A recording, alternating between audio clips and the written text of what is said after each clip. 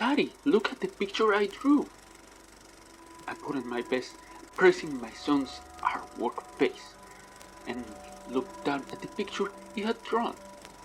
I recall a little when I saw it, not really sure what to make of it. It was a baby head, like a doll, but no body was attached to it.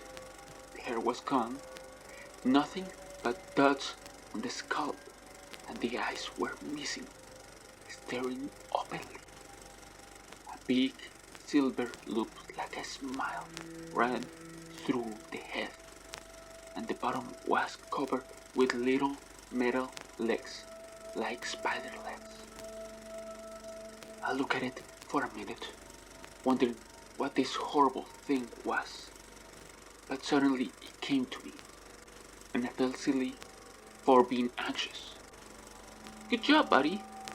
Is it the spider baby from Toy Story? Handed it back to him. No, Daddy, it's the monster that comes to my window at night. I said it audibly. A monster had become a point of contention in our house as of late. Every night, for the past 3 weeks, my son had woken up screaming because there was a monster outside his window. Ever since we had moved in to our new house, it had been a regular nightly event, and had almost started waking up before the screaming. It never mattered how fast I ran through. There was never anything there when I arrived. He was always sitting up in his bed, pointing out the window, and crying about a monster looking in at him. When I got home, he grabbed his tablet and began watching the Mickey Mouse Club, as he was wont to do after school. I made sure that he was comfortable on the couch and not likely to run out of the front door, and started washing dishes. Between the three of us, we usually make a fair amount of dishes. I was just finishing up when my wife came home, grimacing at the picture on the fridge as she came in. That's an interesting piece of work, she said, kissing me on the cheek.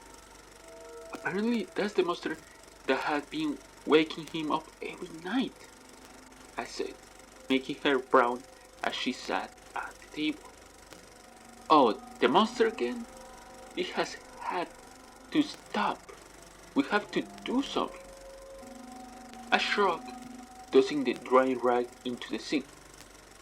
I wish I knew what. What if you spend the night in there tonight? I looked doubtfully at her. What? Like on the floor or something? No, you could sleep on the other bed in there. Almost forgot there were 2 beds in my son's room. They were bunk beds, one on the ground level and one on the top. One was supposed to be for guests, playmates, or cousins who wanted to spend the night, and the other was for him. In reality, though, it was more of an excuse for my son to pick a bed to sleep in every night. He usually slept on the top bunk, sitting right beneath the window, but sometimes he liked to sleep in the smaller bed, at the floor. Okay, I guess I'll spend the night in there. Promise me you will reward me in the morning, I teased. She said she would, and giggled when I kissed her on the ear. Giggity. The reward will never come though. That night we went through our nightly routine.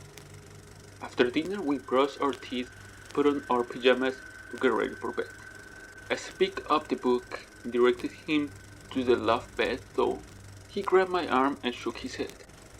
I thought he would argue about bedtime. He wasn't a big one for bedtime. Instead, he just shook his head and pointed to the bottom bunk. Can I sleep there? He asked, pointing to the bottom bunk. I said it and looked at the top bunk, wondering how we'll get up the tiny little staircase.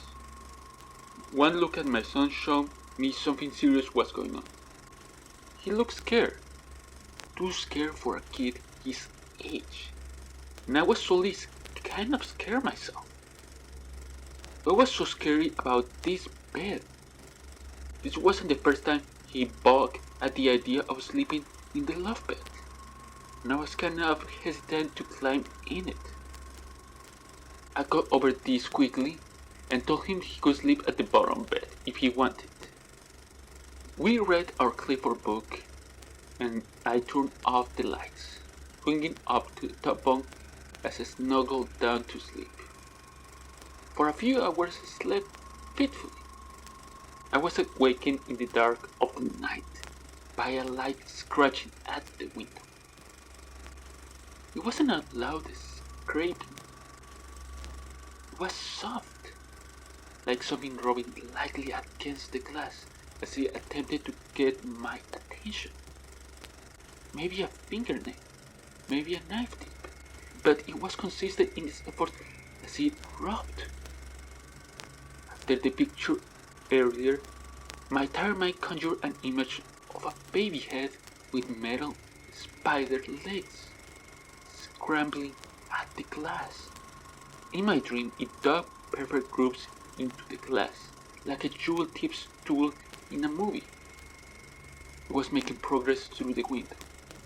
The baby's head had a mouth full of metal teeth to go along with its legs. The teeth gnashed at the glass as the legs cut, and I could do little else but lay there and watch him cut through the transparent barrier. I woke up as he scuttled in and leaped at my face, his twisted metal teeth twinkling. When I woke up, I thought the dream hadn't quite ended. The scraping continued. The soft, whispering sound, and glanced at the window. I was covered, a pillow over my head, and my eyes peeked from beneath a corner of the blanket. I was still half asleep, and as the cross broke away from my eyes, I thought I might still be dreaming. I saw the baby head, metal legs still scrambling, pressing against the window. I lay still, watching the little creature bounce off the glass. Its skull was doubly patched of yanked out hair. Its blue eyes looked straight ahead. Its blue eye looked straight ahead, placidly, while the other yawned vacantly. The metal legs were pumping and rubbing, making scratchy sounds against the glass. They didn't seem as dexterous as they were in my dream. The monstrous thing seemed like a Halloween decoration, something blown by the wind as it swung from a post, and as I watched it snake and spans, I noticed the ring. The ring from the picture. Thick metal loop ran through the head and connected it to a thick chain. I looked following the chain, and the outline of a person began to come into view.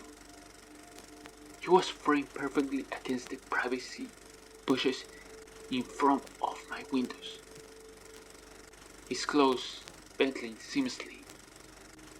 He was tall, 6 feet at least, and his body was large and looked strong beneath his sweater. His face was doggy and pockmarked as it pressed against the window glass, his tongue wet and forming bubbles as it slid over the filthy glass. His flesh was pressed to the window, and he looked into the shadowy room, and his eyes searched for something. Thankfully, my son probably never saw him. I had only ever seen the strange baby head necklace. If he had seen this strange face pressed against the window, he would have likely never slept in his bed again.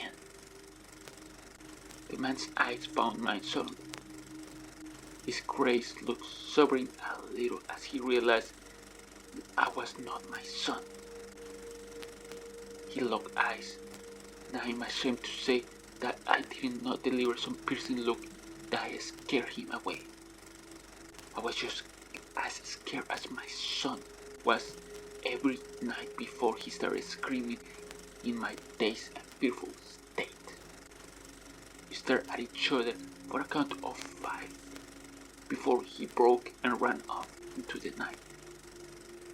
The police just left, taking a complete statement and checking the bushes for evidence. My son is asleep in my bed, my wife having grabbed him in her protected arms, and I am sitting on the edge, saying these 2 words. Tomorrow I'm going to the hardware store. I'll be coming back with wood to board up the window. I don't care if this weirdo ever comes back or not. Before I left, my son spent the night in that room again.